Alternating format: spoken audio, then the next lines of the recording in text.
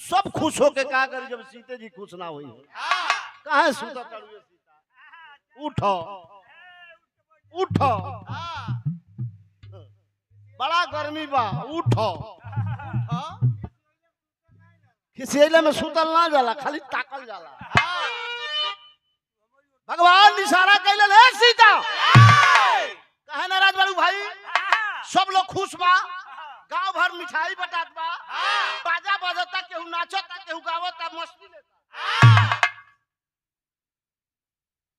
और ये देखलन सीता बतावे लगली का बतौली हो आई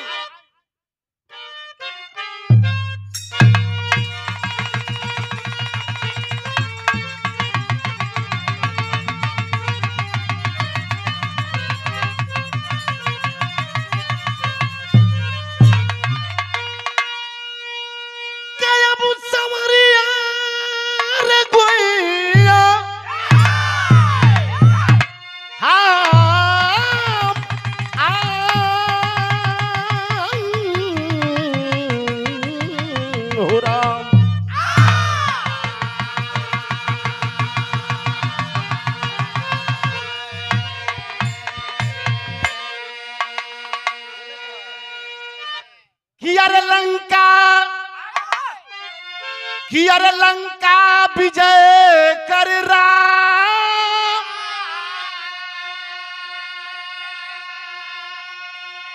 अरे अइलन अवधपुरी के धाम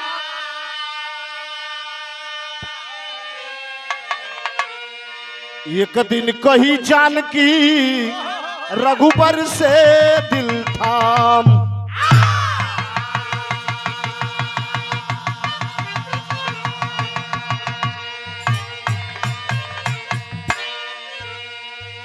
और ये सीता जी बतौली है प्रभु याद करो लंका के राजा रावण जब हर के ले गए वन से यही धरती मैया से मनौती मल्ली की हे धरती मैया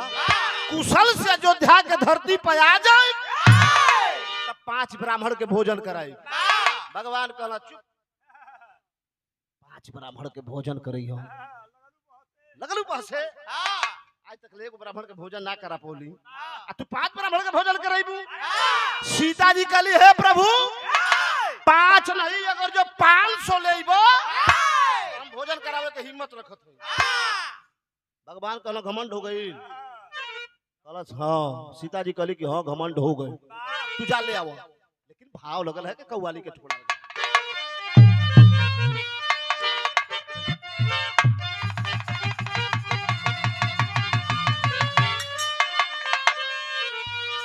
आई देखी तनी मास्टर कव्वाली बदल जा कि अरे तुझे सलाम किसी आशिक ने अपने मासूका से कहा कि अरे तुझे सलाम अरे करेंगे मगर एक काम करो अरे तुझे सलाम मगर एक काम करो अरे तू अपनी मस्त जवानी हमारे नाम करो तू अपनी मस्त जवानी हमारे नाम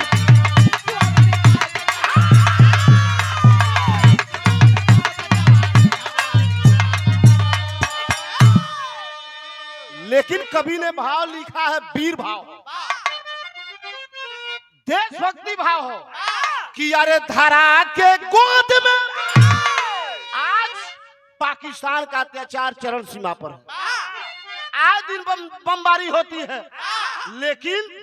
हिंदुस्तान डरता नहीं ईंट का जवाब पत्थर से देना ये हिंदुस्तान जानता है कभी ने भाव दिया कि यारे धरा की गोद में यारे धरा की गोद में से रणधीर पले ये जो भी हैं जवान कि यारे धरा की गोद में रणधीर पले अरे वतन की लाज बचाने वतन के पीर चले वतन की लाज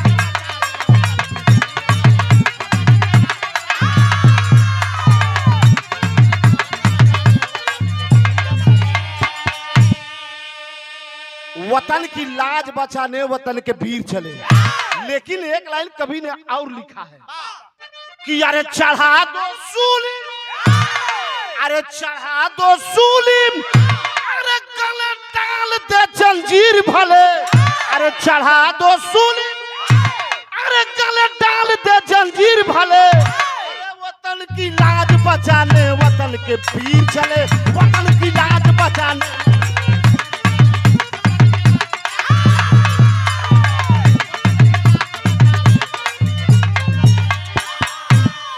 लेकिन रे बाबू तनी कहानी सुन। सीता जी बतौली हो ये तो वीर भाव हो, लेकिन सीता जी का बतौली कि अरे खुशी पर पूरा हजार मान केवल बाकी है।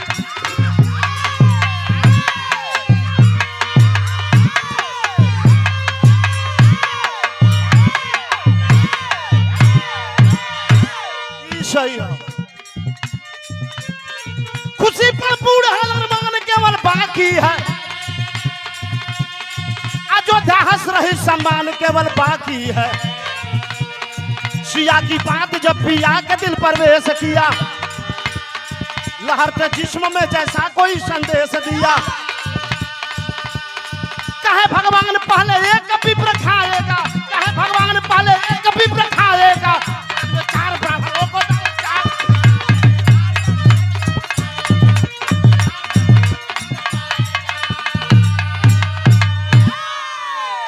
सीता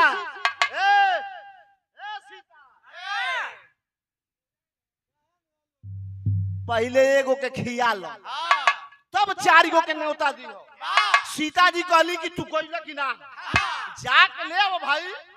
हम 500 लोग के भोजन के व्यवस्था करतन, एगो ना 5 गो ना 500 ले वालो। भगवान कहला मेहरारू के ऐठन तूरे बेचारी बड़ा घमंड में हो। भगवान जब चलना हो जैसे तो एक लाइन तरज लगल बा,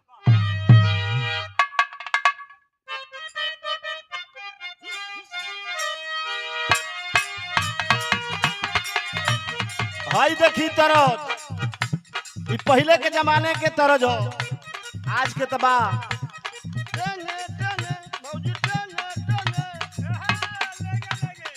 वही में कहता तो तू तरज हो। लेकिन हई देखी तरज हुरका के नाच होखे जब हमनी के छोट रहल जा तो हुरका के नाच के लवंडा गावो कुआना ए बाबू कुआना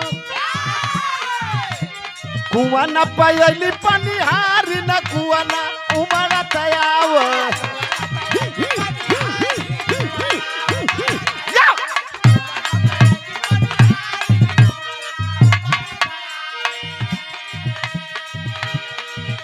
तेजू ओके ही के नहीं के प्रेम से बजावे के हो, ज्यादा ना है ओके रोके के बा। लेकिन भगवान चलल बड़ा भाव लगल बा, चले श्रृंगी ऋषि के दुआर हो प्रीतिया उमड़ तयाव।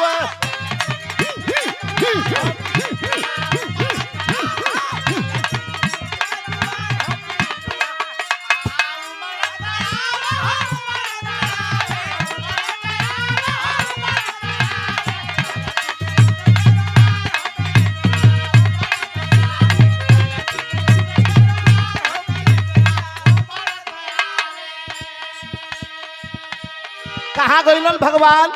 खोजत खोजत, पंडित के तलाश में खोजत खोजत दूर जंगल में चल गइलन। श्रृंगी ऋषि के कुटिया दिखाई दिलस। श्रृंगी ऋषि के रूप कौन बा? 80 बरिस के भेष बना के श्रृंगी ऋषि बैठल बाड़न, आधा आँख खोल ले आधा आँख बंद कर ले। भगवान जाके कहलन है मुनि जी आँख खोली। मुनि जी बरियाई से आँख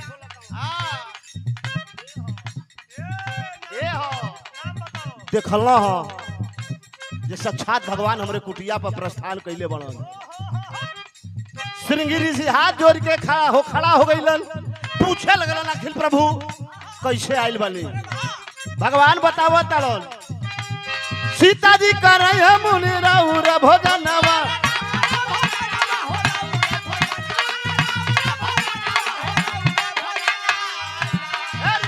सीता जी भोजन करो ना भगवान कहो रे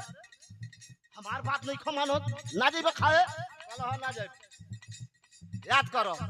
छांग भांग के गोला हो के मस्त रहे बम भोला भगवान भोलेनाथ के हाथ से न्योता मिलल गैली खाए पूरी मिलल तो सब्जी ना सब्जी मिलल तो पूरी ना तब से न्योता खाइल छोड़ देली भगवान कहल तबे के खैले बड़ा सतजू के कहल तबे के खैले बड़ी कहल ऐसे पंडित से जरूरत हो बा चलो कहल हमके विश्वास नहीं के कहल ना ना सीता जी 500 लोग के भोजन बनौले बाड़ी 5 गो ब्राह्मण के कहले बाड़ी अब पहला ब्राह्मण के लगे आयल बनी अरे सीता जी कर रही है मुनि राउर भोजनवा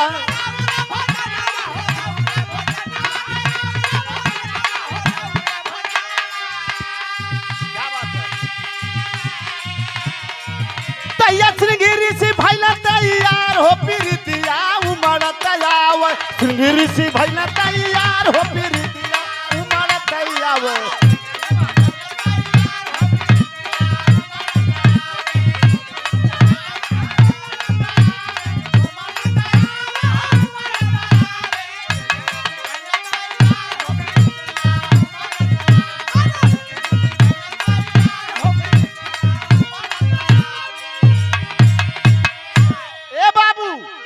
भगवान के न्योता मुनि जी स्वीकार कर लेहलन कहलन चलो मंजूर बा चलो तनी हमके उठा दो भगवान हाथ पकड़ के उठौलो ह कहलो चल जइबो न कहलो हम धीरे धीरे डगरा चल जा चललो हो तो जब चलना तो वही समय के एक लाइन तरज लगल तरज हुआ बा के यही पार गंग मोई हो वही पार जमुन हो अरे बीच में मलह मोरे रजऊ तेरवा डरुए हो लेकिन न्योता के पौले मारा मुनि जी चल दिहलन 5-10 मिनट के बिरहा है लेकिन बड़ा मिजाजी बिरहा कि न्योता के पवले मुनि जी आइले दुआरा हो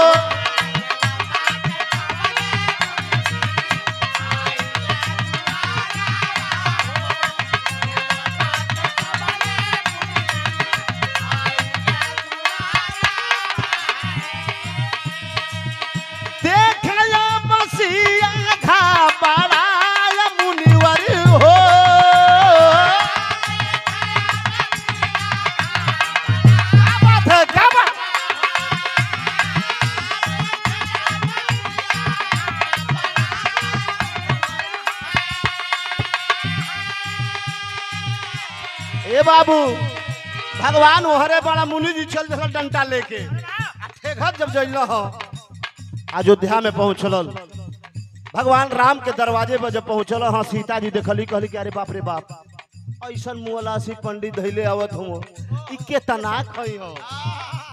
मुनि जी से कहत तारी खानावा खियाई मुनि जी पनिया पियाई मुनि जी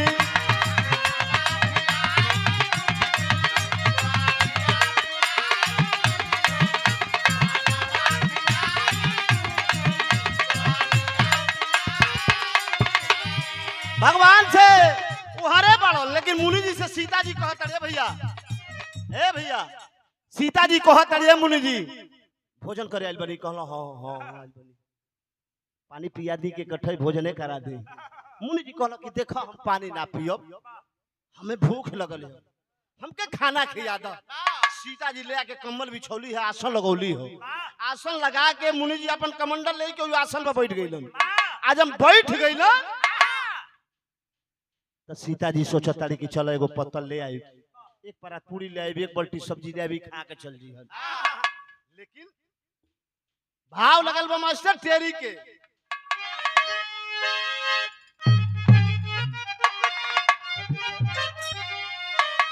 कि अरे सागर में ना समाई मंजरी समाई मंजरी हर से यलिंग कलिंग तब सिया समंदर पाई पाई पाई हर से यलिंग कलिंग तब सिया समंदर पाई सागर में ना समाई मंजरी। मुनि जी बैठ गइल बड़ कई के जानकी विचार खस पता लपसा गइली घरवा मधार जवानार के लिए तरद मुनि जी उठा झट पतल गइल था जब जानकी ले लिया हार के लिए टिकी अखिया पिरंग वहां पतला देखा टिकी अखिया पिरंग वहां पतला देखा बार बार घबरा ढंगा ढार के लिए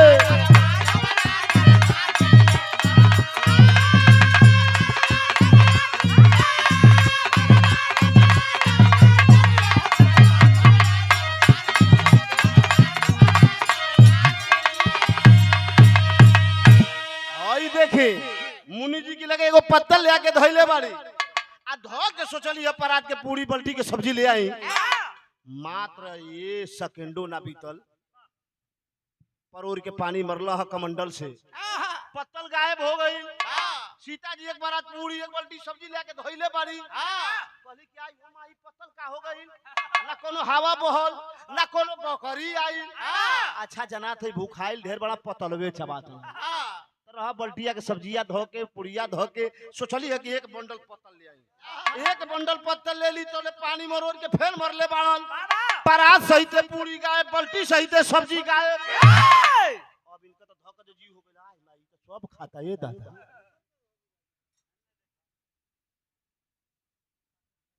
और हमारे कमिश्नर साहब के चाचा जी परम आदमी श्री राजकुमार कुशवाहा जी प्रणाम एक परात दुई परात पांच परात 10 परात 50 परात 100 परात 500 परात मुनि जी हजम कर जाए सीता जी कहली आई हो माई अब का होई खाना रेले रिदी सीधी घर में परेशान खाना बनावे खाती सीता जी बोलोले रहली कि ढेर आदमी के लिए हो चलो लोग खाना बनावे खातिर रिदी सीधी कहली कि कहो सीता बहन ये अकेले तना खा गइल तो अब का होई कहली तो अब का करी अब बताई जाके सीता जी पूछत रही मुनि जी और ले आई कहला बहन एको का कोन ना भइल त का हिलत ले आवा इतना दौड़ा देला घर में से बाहर ले देखा मेहनत आदमी करला त हाथ गोड़वा कापेला सीता जी लगली हिले मुनि जी और ले आई कहला काहे ना ले आवत हो भाऊ जल्दी ले आवा और ले आवा जब सब खाना खत्म हो गई कुछ नहीं खे बचल यहाँ रिदी सीधी कहली कि सीता एक काम करो हमनी के बैक डोर से पीछे वाला दरवाजा से खोला हमनी के भागल जाए कहीं आदमी ना खाए ऐसा पंडित आ गइल बाड़न अब तो बड़ा हलचल भइल बा सीता जी वही दुआरी पर कापत हई आ भगवान हर से देखत आ देखते भर में बारे भगवान साक्षात आके खड़ा हो गइलन दरवाजे पर जब खड़ा भइल हम मुनि जी से कहला मुनि जी कैसन कहला कुछ ना एको कोना ना भइल सीता जी को ताकत नहीं खा सीता जी से खाली कहत नहीं सीता अरे भाई ले आवो सीता जी वही भीतर से पूछत कि अरे तनी भीतर आई त न जाने ना कि का बा का नहीं कोनो ए भाई कैसन ले आवत ना सीता जी को तकले बनल का सीता कैसन कहला कि हम सब खा गलनो कहला अरे खा गलनो अब ने के जना खा गलनो सीता जी कहली कि हां हम चार गो तावत ना सुनो के नौता देले बनी सीता जी कपली कहली के सुनो हमार मनौती उखड़ परो जल्दी उनका लौटावा पहले इनके उठा ले बता जानब कि हम सब खाली हल यार भगवान देखो तारन आ मुनि जी एक बात कहला हो जब मुनि जी एक बात कहला त एक लाइन तरज लगल बा कवन तरज बा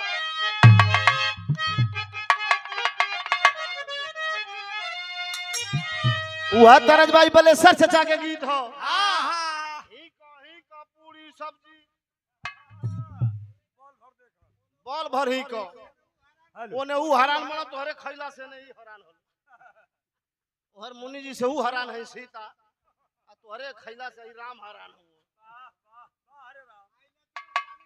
लक्ष्मण पानी लेके धावत हो ए भैया लक्ष्मण पानी बोतलवा के पनिया पिया के पूछा कि लोड भइल कि ना पानी पिए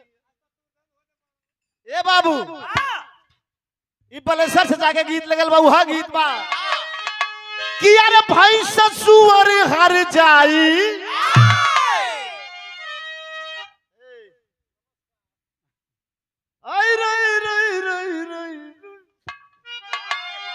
कि अरे भाई ससुर हर जाई जतने घूमी उतने मोटाई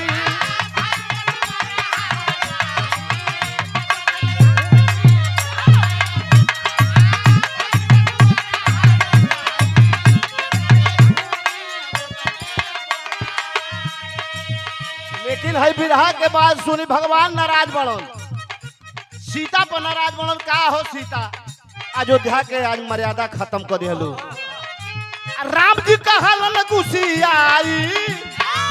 राम जी कहलन गुसियाई सीता दिहलू इज्जतिया डुबाई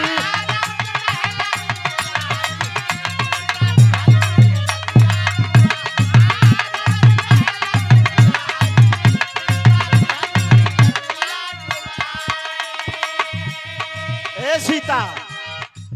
आगमन पूरी न पाल तर करिया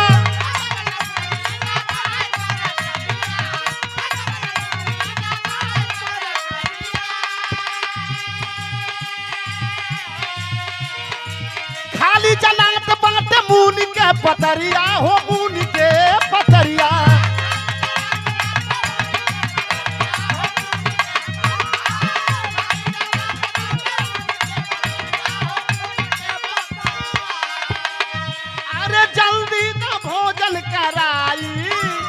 जल्दी न भोजन कराई सीता दिहलू इज्जतिया डुबाई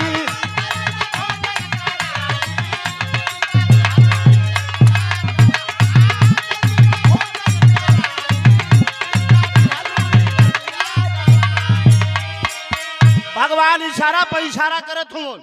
हर सीता कहत कि अरे भाई कुछ नहीं के काहे कहूं जी आइल बाड़ो मुनि जी समझ गइल कि खाना खत्म हो गइल बा मुनि जी भगवान को इशारा कइल हे प्रभु याद कर हम बतावत रहली हो कि हमार पेट ना भरल आ तू झूठे बैठा दियल हो तो एगो काम कर दो मुनि जी कहतन अरे खाना खत्म बात पनिया पियाई दो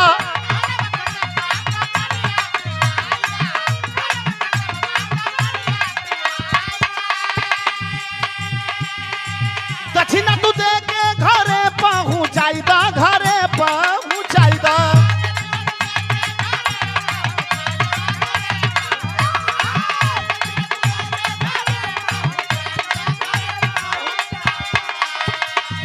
अरे जल्दी दा भोजन कराई अरे जल्दी दा भोजन कराई सीता दिहलू इज्जतिया डुबाई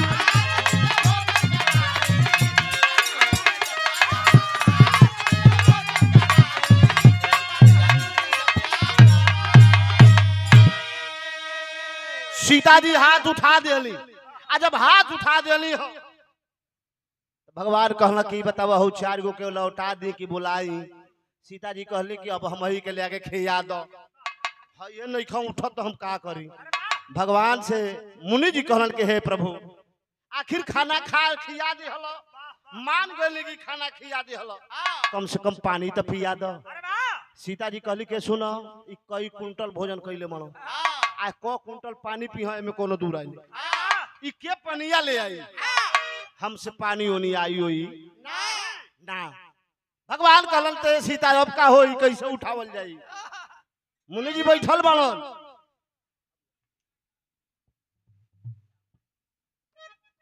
उठा के भगवान के पैर पे आगे गिर गेली आ जब भगवान के पैर पे गिरली है छो छो धार रोतरी कि हे प्रभु हमार अहंकार रहल हमार घमंड रहल कि 5 ब्राह्मण के भोजन करा दे लेकिन घमंड टूट गए इनके पानी पिया दो लेकिन भाव लगल बा सीता जी पैर पे गिरल बड़ी वो समय के भाव आल्हा के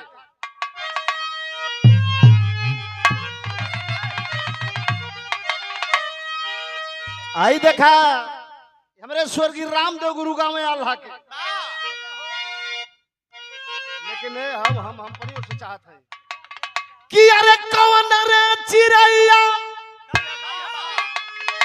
कि अरे कौन रे चिड़ैया बिन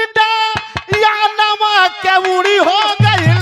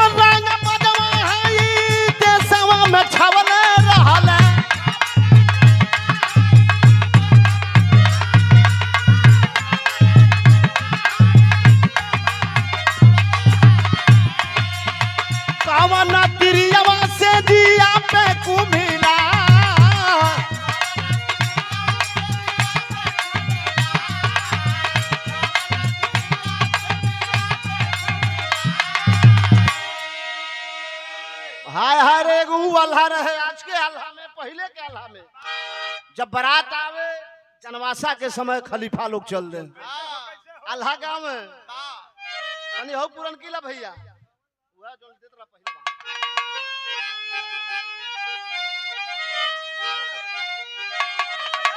कि अरे टूटल अहंकार सीता अरे रोवेली सोरावा कि अरे चारों ओरिया ताकेली डहरिया न सुधा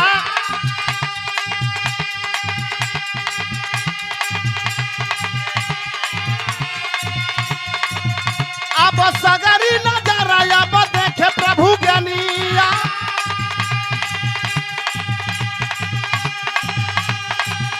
अरे मुनि जी से कहल बचनिया सुना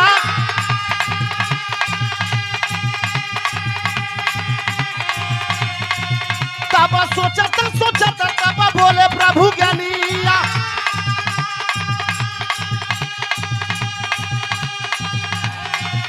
अरे मुनि जी से कहल बचनिया सुना अरे अगले जन्म हम पनिया पियबा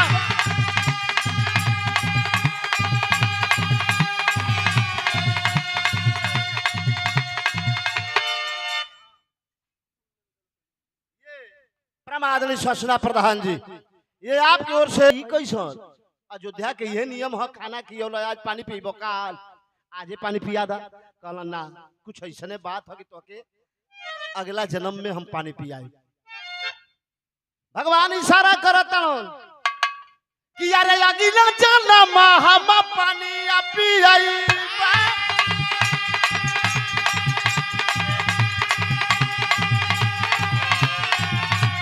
मुनि जी से कहला बचनिया सुना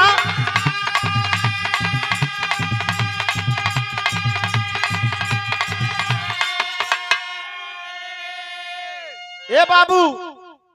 जब त्रेता युग से द्वापर युग जब आइल द्वापर युग में भगवान कन्हैया के अवतार में भगवान राम भइलन बा त दू आदमी के तन ना बदलल ए बाबू श्रृंगी ऋषि अगस्त ऋषि ये हर युग में रहलो पानी पियावे के तैयारी कैलन हो भगवान राम के रूप में कृष्ण अइलन हो आज पानी पियावे के तैयारी कैलन तो वो समय के भाव है लास्ट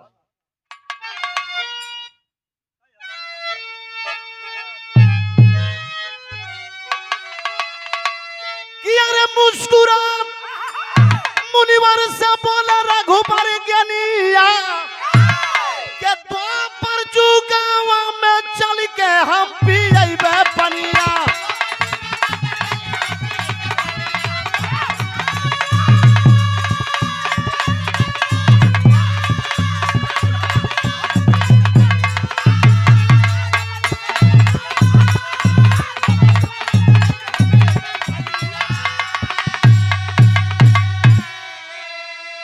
के द्वापर जुगवा में भइले कृष्ण अवतार हो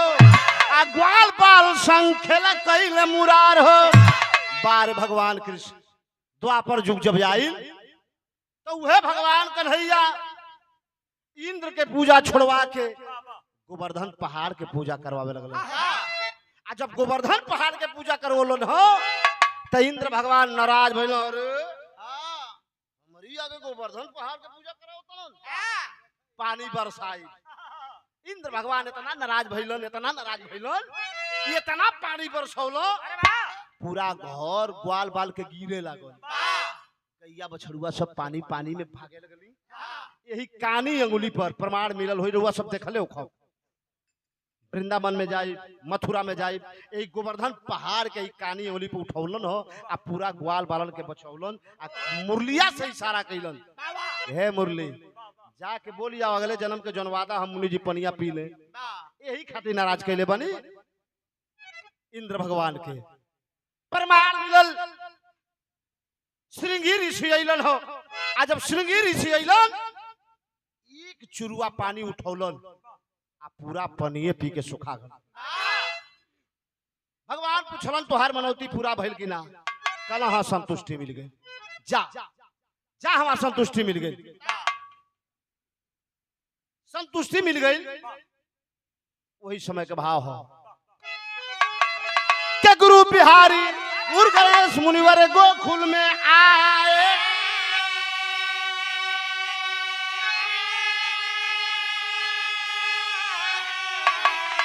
कि अरे स्वर्ग चंद्रिका कभी धरती पर धूल उड़ाए हो।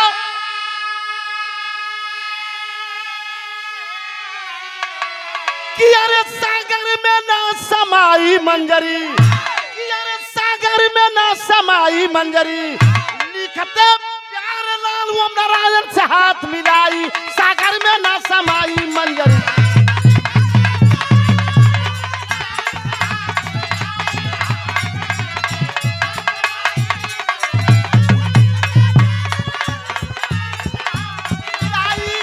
सागर में